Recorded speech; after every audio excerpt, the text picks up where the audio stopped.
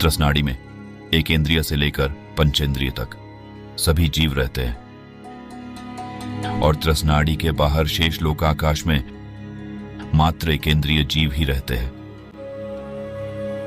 1,00,000 योजन ऊंचे मध्यलोक के नीचे अधोलोक है, जहां सबसे ऊपर भवनवासी देव और व्यंतर देवों के निवास और भवन है और उसके नीचे नरक शुरू है। और डिटेल में अधोलोक का आकार स्वभाव से वेत्रासन के सदृश, मध्यलोक का आकार खड़े किए हुए मृदंग के ऊपरी भाग के समान एवं ऊर्ध्वलोक का आकार खड़े किए हुए मृदंग के सदृश है।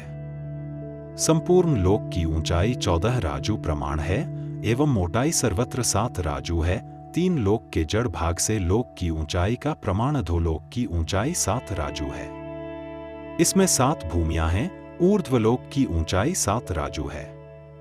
इसमें प्रथम स्वर्ग से लेकर सिद्धशिला पर्यंत व्यवस्था है। अधोलोक के तल भाग में लोक की चौड़ाई 7 राजू है।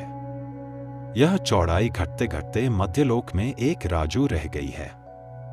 मध्यलोक से ऊपर बढ़ते बढ़ते ब्रह्मलोक 5वें स्वर्ग तक 5 राजू हो गई है। पुनः ब्रह्म स्वर्ग से ऊपर घटते घटते सिद्धशिला तक चौड़ाई 1 राजू रह गई।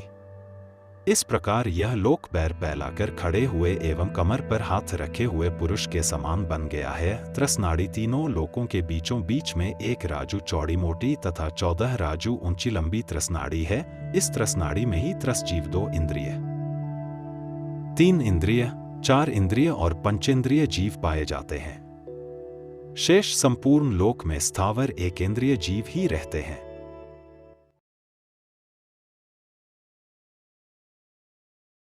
अधोलोक में 7 पृथ्वी हैं। उनके नाम रत्न प्रभा, शर्करा प्रभा, बालुका प्रभा, पंख प्रभा, धूम प्रभा, तमह प्रभा और महात्मह प्रभा। रत्न प्रभा पृथ्वी के 3 भाग हैं, अंकर भाग, पंख भाग और अबहुल भाग। इनमें अबहुल भाग में नरक है। अधोलोक में सबसे नीचे निगोद स्थान है। वहां यह अनादिकाल से एकेंद्रिय अवस्था में है। वहां एक श्वास में 18 बार जन्म मरण होता है।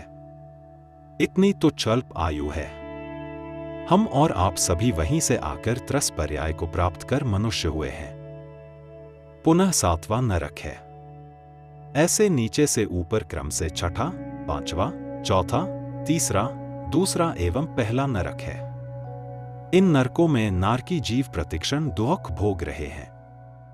आरे से चीरे जाना, कढ़ाई में तले जाना, तिल तिल बराबर टुकड़े किए जाना आदि कष्ट आपस में एक दूसरे को देते रहते।